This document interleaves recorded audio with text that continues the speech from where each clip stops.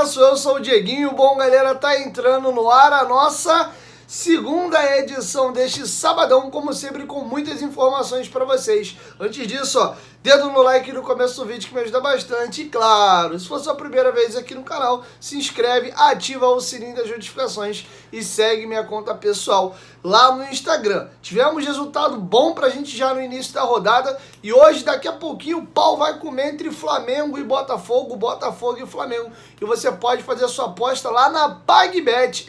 O link tá aqui no primeiro comentário fixado. Com apenas R$1, você já pode começar a apostar com eles. Pagamento rápido através de Pix. Você tem aí um cadastro desburocratizado, atendimento humanizado 24 horas por dia e você recebe tudo no Pix. Acertou, meu parceiro? Tá pago. Além das apostas esportivas, você pode também fazer uma fezinha lá no Aviator, que é uma outra modalidade de aposta. Então corre, que o link tá aqui, ó, no primeiro comentário fixado. É a PagBet, a burocratizando, ou melhor, facilitando aí para que você possa apostar. Com R$1 você já começa a divertir. PagBet, parceiro do canal Futebolaço. Bom, galera, dito isso, vamos trazer algumas situações importantes. Aconteceram já 2 jogos neste sábado. Goiás recebeu o Inter, resultado que muito nos interessava. E ó, 0-0, notícia boa. O Goiás teve 2 jogadores expulsos, né? O lateral direito Magninho, que é o principal lateral direito deles, e o zagueiro, o melhor zagueiro deles, o Lucas Halter, também foi expulso. Então, além do resultado ter sido excelente pra gente, porque as duas equipes lutam contra rebaixamento, o Goiás vai jogar a próxima partida desfalcado. Inclusive, o próximo jogo do Goiás fora de casa contra o Palmeiras, tá? Então, a tendência aí num dia normal e natural é que o Palmeiras vença esta partida. Então, dá para dizer que o resultado foi bom hoje, já pensando para a próxima rodada também, tá? Com isso, o Goiás subiu de 24 para 25 e o Inter de 25 para 26 pontos, tá? Lembrando, se uma das duas equipes ganhasse, o Goiás sairia de 24 para 27 e o Inter de 25 para 28. Então, nesse cenário, foi importante aí esse ponto só que o Goiás levou. E o Goiás vem de 3 empates consecutivos, time que empata demais em pontos corridos, isso é ruim, pelo critério de desempate. E o Goiás já chega aí, por exemplo, a 7 empates no Campeonato Brasileiro, enquanto o Vasco tem 4. Se Vasco e Goiás chegarem na mesma pontuação, o Vasco fica à frente, desde que nos próximos jogos ele vença e não pegue mais uma sequência de mais 3 empates. Tá bom? Então, primeira notícia boa.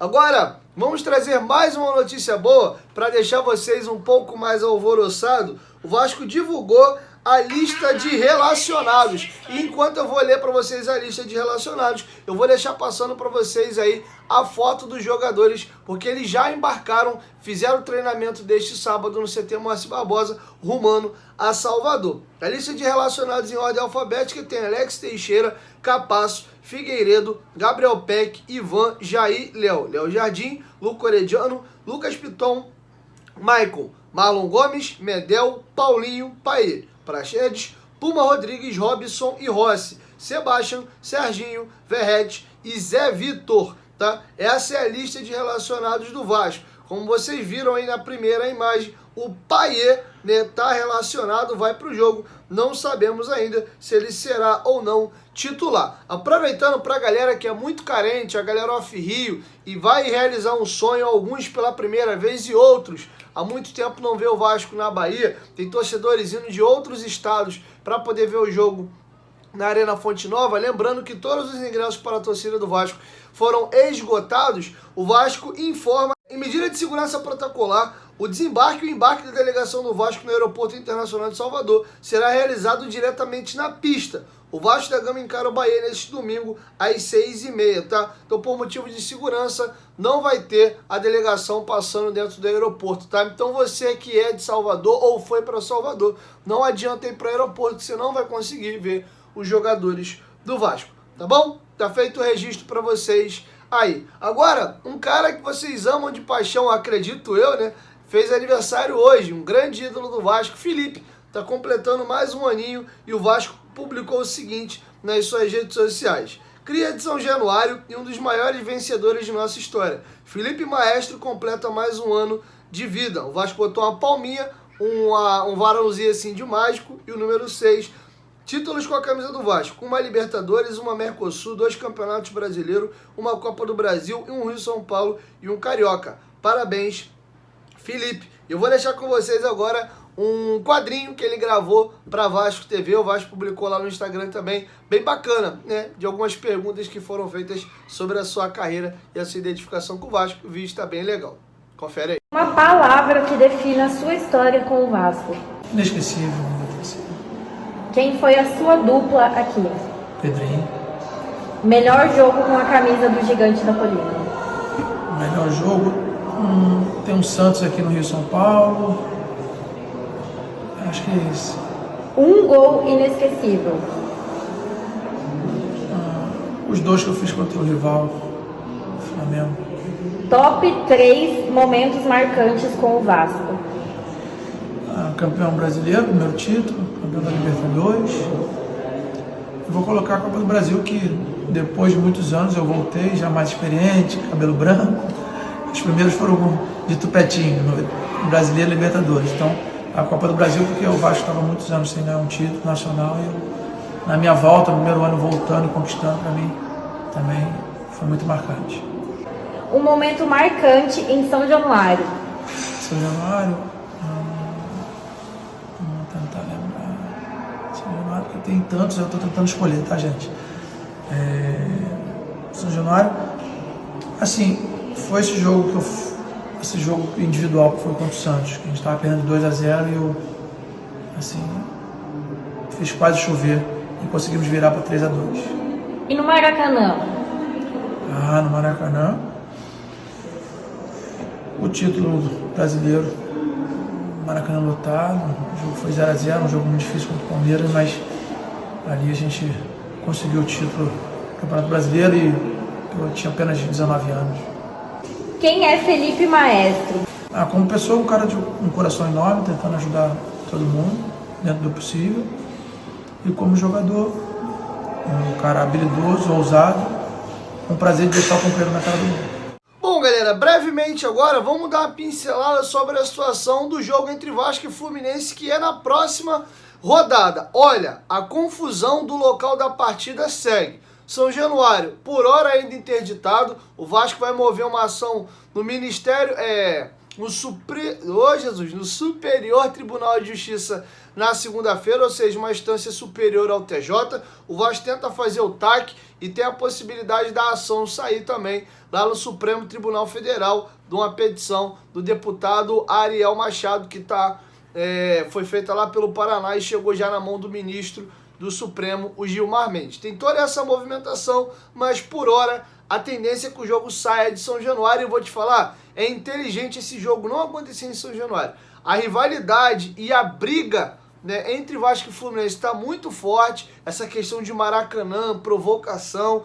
Ultimamente eu diria até que o vascaíno tem mais questões com o Fluminense do que com o Flamengo. Com o Flamengo é a coisa do campo, né, da questão das finais, de ser seu maior rival. O Fluminense é a pinimba, né? Então hoje eu diria que é um prato cheio para dar confusão esse jogo. E aí, se acontece uma confusão em São Januário, no dia que o estádio é reaberto, e já poderia a gente ir de má intenção para fazer essa confusão justamente nesse dia, aí realmente é melhor a gente não levar esse jogo para São Januário. Tá? Lembrando que, inclusive, né, o promotor do Ministério Público, Rodrigo Terra, é tricolor, é torcedor do Fluminense, e ele, adoraria uma pancadaria entre Vasco e Fluminense num jogo em São Januário, para ir fechar São Januário por 50 anos, tá? Então não vamos dar sopa para o azar. Sendo que aí tem um problema, o Maracanã tá fechado até o jogo de ida da final da Copa do Brasil entre Flamengo e Fluminense. Então pro Maracanã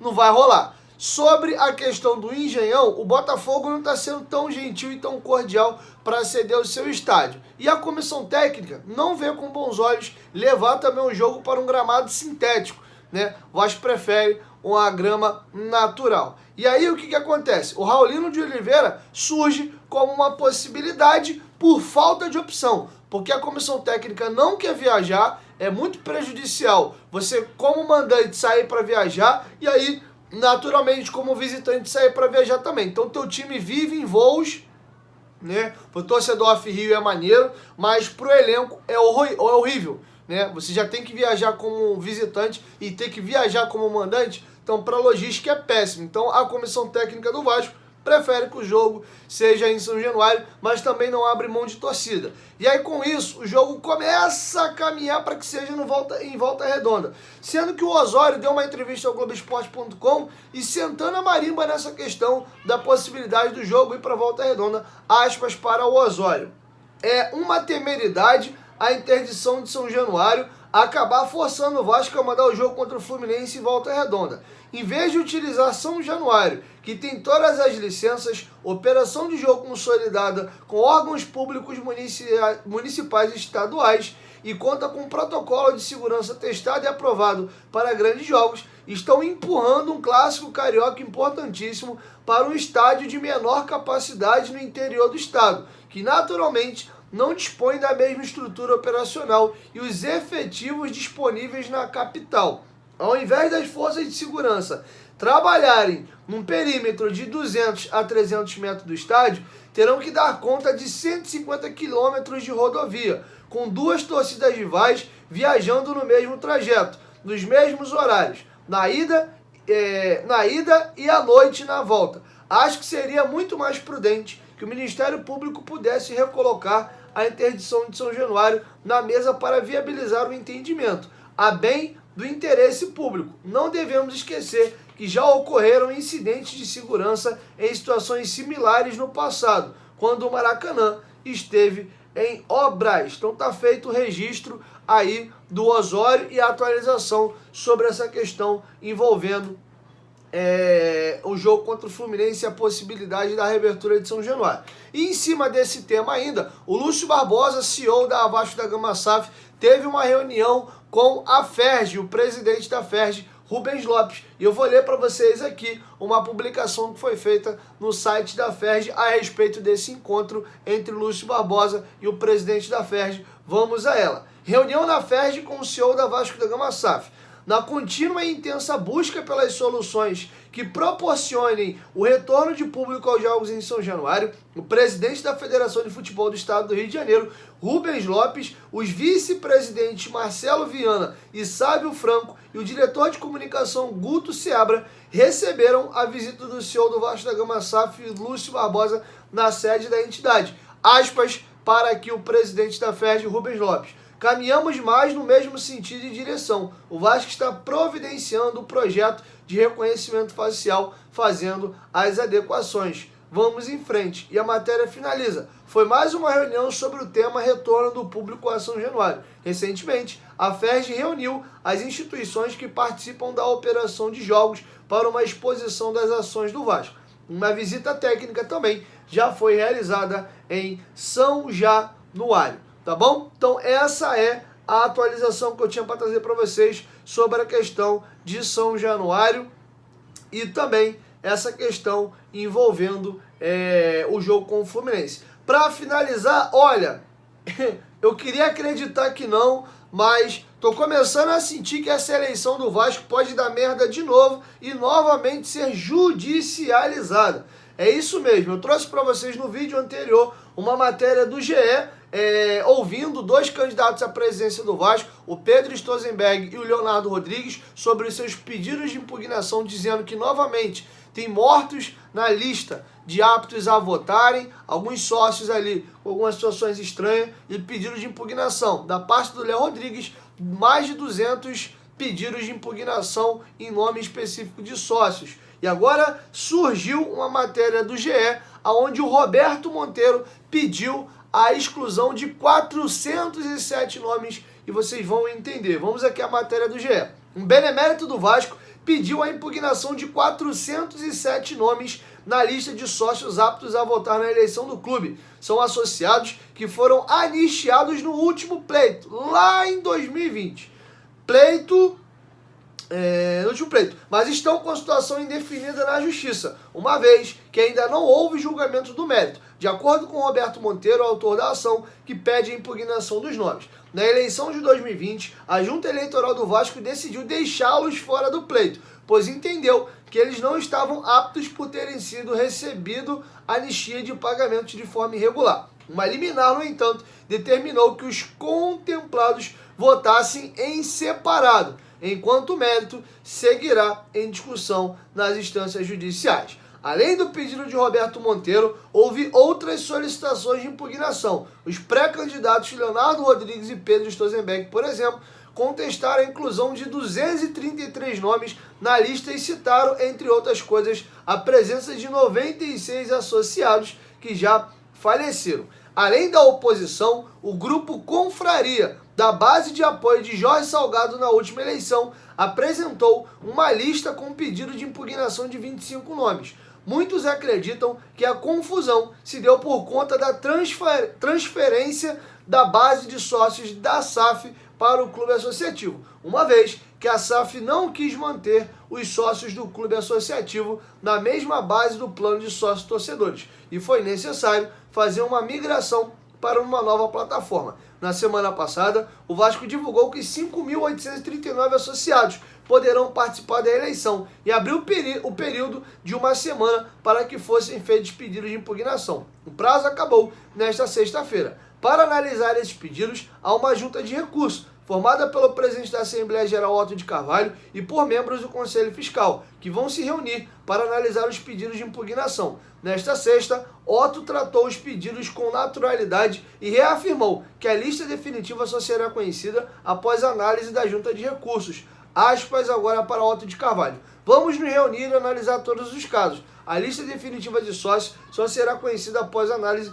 da junta de recursos. E a matéria finaliza, a eleição ainda não tem data definida, mas o Estatuto do Clube prevê que ela ocorra na primeira quinzena de novembro. Hoje, a tendência é que a votação seja realizada entre o dia 11 e 12 de novembro. A preferência é que ela ocorra em um dia de final de semana, que não coincida com o jogo do Vasco. Beleza? Então é isso, tá feito o registro, segue confusão à vista aí com reeleição e eleições do Vasco. Tomara que seja tudo analisado, seja corrigido eventuais irregularidades e vá todo mundo para a eleição sem briga, sem confusão, achando que tá tudo beleza, e quem o associado escolher tiver mais votos, tenha sorte e sucesso na gestão do clube associativo, tá bom? Então é isso, galera, assim encerra a nossa segunda edição e logo mais eu chego com a terceira, ou um pouquinho mais da tarde, lá para 11, 11h30 ou 5 da manhã, tá bom? 1, 2, 3, futebolaço, tamo junto, família, qualquer momento de volta, nós tamo junto, valeu!